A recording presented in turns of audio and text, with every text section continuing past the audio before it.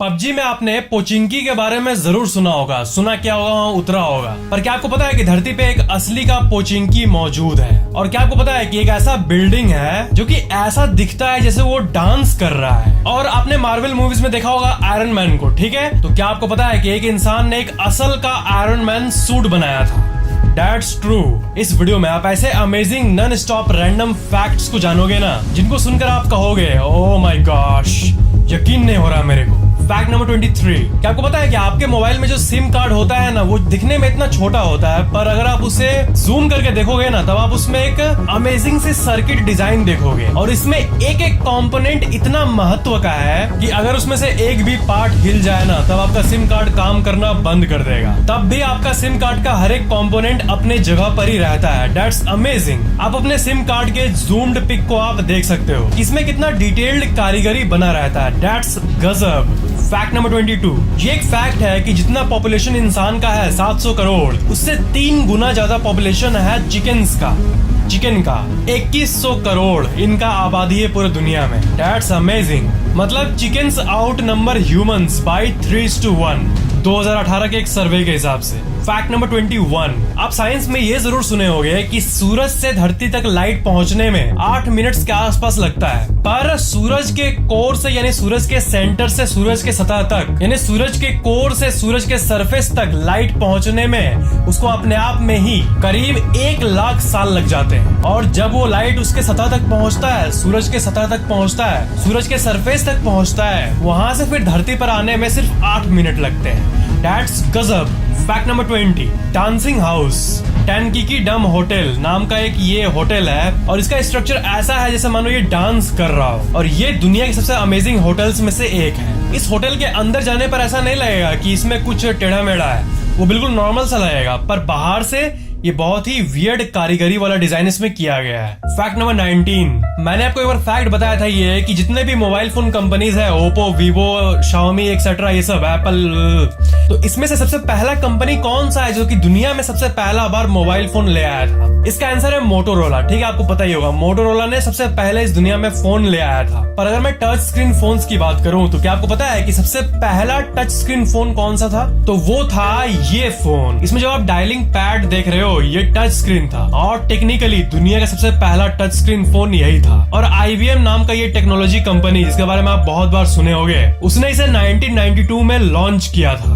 मतलब पहली बार phone invent करने का क्रेडिट मोटोरोला को जाता है, पर पहली बार टच स्क्रीन टेक्नोलॉजी को निकालने का जो क्रेडिट है वो IBM कंपनी को जाता है। Fact number 18। ये बहुत ही अमेजिंग फैक्ट है। अगर आप इस दुनिया में जितनी चीजें हैं धरती पर, मतलब आप, मैं प्लस जितना सामान, ये कैमरा, ये फोन, या जो भी, मतलब जितना कुछ है, मतलब इस रूम की ये बात नहीं हो रही है, बल्कि दुनिया में जितना कुछ है, पूरा अर्थ का सारा जो मैटर है, उस मैटर के बीच से अगर हम लोग एम्प्टी स्पेस को निकाल देना, तो वो सिर्फ इस एप्पल के साइज में ही समा जाएगा। मतलब साइंस में आप अक्सर सुने होंगे कि सब कुछ एटम से बना हुआ है, और एटम में बहुत एम्प्टी स्पेस होता है। तो एम्प्टी स्पेस इतना होता है और मैटर इतना कम होता है एक एटम में, तो चीजें दिखती तो सॉलिड है, कितना सॉलिड है, लेकिन ये ultimately at the root level ये एम्प्टी स्पेस ही ज्यादातर है। इसलिए इस दुनिया की अगर हम लोग सारी चीजों से अगर हम लोग हवा निकाल दे, एम्प्टी स्पेस निकाल दे, हवा गलत टर्म होगा, एम्प्टी स्पेस निकाल दे, वो सारी चीजें एक एप्पल के साइज में कंप्रेस हो जाएगी। Fact number 17। एक टाइप का अलार्म क्लॉक होता है जिसे कहते हैं कारपेट अलार्म क्लॉक। और ये होता है ना कि अलार्म बजता है, आप उसे बंद करके सो जाते हो आराम से, फिर से हाथ पहुंच जाता है इसीलिए। पर ये जो कारपेट अलार्म है, इसमें क्या है कि कारपेट टाइप का है, और अलार्म बजेगा तो वो बजते रहेगा,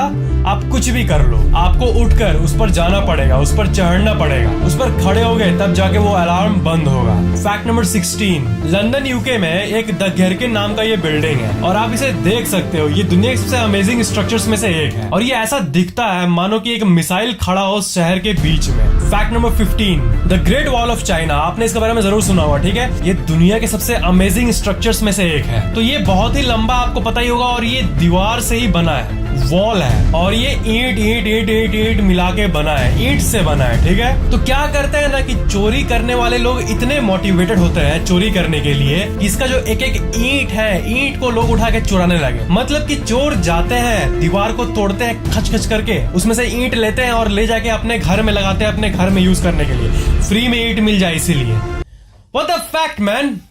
इसे the theft of Great Wall of China भी कहते हैं। और इसी इशू के बारे में आप कई आर्टिकल्स भी देख सकते हो। और वहाँ की जो ऑर्गेनाइजेशंस है जो कि उसे मैनेज करती है इस वॉल को, वो बहुत सारे स्टेप्स ले रही है ताकि ये ना हो, लेकिन लोग हद है। फैक्ट नंबर 14, आप अगर मार्वल मूवीज देखते होगे, एवेंजर्स और ये सब, तो आपको पता होगा कि थॉर का एक हैमर आता है जिसे सिर्फ वही उठा सकता है और कोई नहीं उठा सकता है। अब एंड गेम में कैप ने उठा दिया, वो अलग कहानी है, पर उसे टेक्निकली वही थॉर ही ओन करता है उसको, और किसी से नहीं उठेगा वो। तो रियल लाइफ में इसे एक इंसान ने रिक्रिएट करने का कोशिश किया, ठीक है, कि क्या कोई ऐसा हैमर बन सकता है जिसे उसे बनाने वाला ही उठा पाए और कोई नहीं उठा पाए, जो भी उठाए उसे उठे ही ना। तो ये चीज एक इंसान ने किया और आप उसका रेप्लिका देख सकते हो। ये जो हैमर है ये इलेक्ट्रोमैग्नेटिक टेक्नोलॉजी से काम करता है और इसमें फिंगरप्रिंट स्कैनर है। इसका मतलब अगर आप वहां पर जाओगे और इस हैमर को उठाओगे, आपका फिंगरप्रिंट मतलब 5 फिंगरप्रिंट मैच करेगा तभी आप उठा पाओगे, नहीं तो वो नहीं उठेगा। वो इलेक्ट्रोमैग्नेटिक फोर्स के थ्रू बंधा रहेगा। जब तक फिंगरप्रिंट मैच नहीं करेगा तब तक वो वहां पर बंधा रहेगा इलेक्ट्रोमैग्नेटिक फोर्स के थ्रू। दैट्स गजब।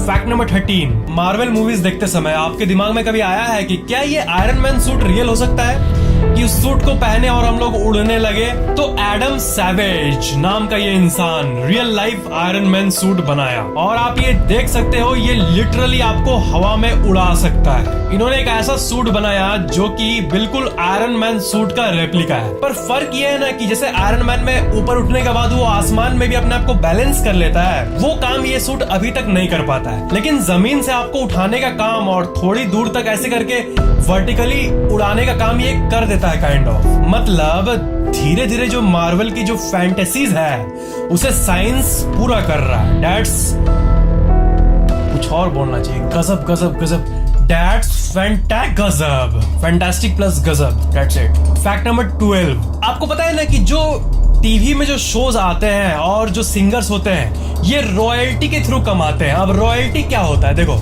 अगर आप मान लो गाना गाए, आज आपने कोई गाना गाया या आपने मूवी बनाया, सीरियल में काम किया और वो हिट हो गया, तो अभी तो उसे दिखाया ही जा रहा है अलग अलग रेडियो या फिर टीवी में, लेकिन वो 20 साल बाद भी दिखाया जाएगा, ठीक है। तो उससे क्या होगा ना कि 20 साल बाद भी आपको उसका रेवेन्यू मिलता रहेगा। आपको यहाँ तक 50 साल बाद भी आपको उसका रेवेन्यू मिलता रहेगा अगर वो बहुत ज्यादा हिट हुआ तो। मतलब आर्टिस्ट जो है वो रॉयल्टी के थ्रू कमाते हैं। तो नॉर्मन ग्रीनबॉम ने सिर्फ 15 मिनट में, होता नहीं कोई आदमी इंसान ऐसे बैठा हुआ क्या करूं चलो गाना लिख लेता हूं, तो उन्होंने बस 15 मिनट बैठ के एक लिरिक्स लिखा, गाना गा दिया। उस गाना का नाम था स्पिरिट इन द स्काई और ये गाना इतना हिट हुआ कि 50 साल तक वो उसी के कमाई पे जी रहे हैं, उसी के रॉयल्टी पर जी रहे हैं। बस इस पर रिएक्शन नहीं देना है। फैक्ट नंबर 11, जब YouTube की बात आती है तो आपको इसका स्टैटिस्टिक्स जानने का मन करता होगा, ठीक है। और अगर YouTube कम्युनिटी की बात करें तो अगर किसी चैनल का 10 मिलियन से ऊपर सब्सक्राइबर है, यानी 1 करोड़ से ऊपर अगर किसी चैनल का सब्सक्राइबर है, तो इसका मतलब इन चैनल्स के सब्सक्राइबर जो है वो किसी कंट्री के टोटल पॉपुलेशन से भी ज्यादा है। जैसे Sweden, Singapore, New Zealand, Switzerland, Mauritius, UAE, Iceland, Austria, Hungary, ये सब जो कंट्रीज है इनका पॉपुलेशन से भी ज्यादा सब्सक्राइबर्स है उन चैनल्स का यूट्यूब पर जिसका 10 मिलियन से ऊपर सब्सक्राइबर। और ऑफ कोर्स फैक्टिक्स भी उनमें से एक है। Thank you my friends. Fact number 10, आपको पता है ना जब आप किसी का फोटो क्लिक करते हो तो आपको एक खच करके साउंड आता है, शटर का साउंड, ठीक है। तो जापान में ना क्या है कि वहां का एक बहुत ही कंसर्निंग ये है, इशू है कि वहां पर बहुत कोई अनजाने में किसी का फोटो खींचते हैं। तो फिर ना जापानीज गवर्नमेंट ने एक ऑफिशियल लॉ ही निकाल दिया कि स्मार्टफोन कंपनीज जो फोन बनाएगी उसमें ऐसा कोई सेटिंग नहीं देना है कि शटर साउंड को कोई ऑफ कर सके। मतलब जापान में अगर आप पिक क्लिक करोगे तो साउंड आना ही आना है। वहां पर जो पिक का साउंड होता है खच करके, उसको आप साइलेंट नहीं कर सकते हो। ऑफ कोर्स बिना किसी कंसेंट के किसी का फोटो क्लिक करना नहीं करना चाहिए, अच्छी बात नहीं है, नहीं करनी चाहिए। पर जापान में नहीं, ये दुनिया में सबसे ज्यादा होता है। पता नहीं जापान में क्या है कि लोग छुप छुप के फोटो खींचते, क्या बोल कर खींच, कैसे आदमी लोग हैं। इसलिए कंपलसरी वहां के सारे फोन कंपनीज को ये सेटिंग करना पड़ता है। पर कुछ लोग रूट करके, जेल ब्रेक करके पता नहीं क्या क्या करने लगते हैं। Fact number 9,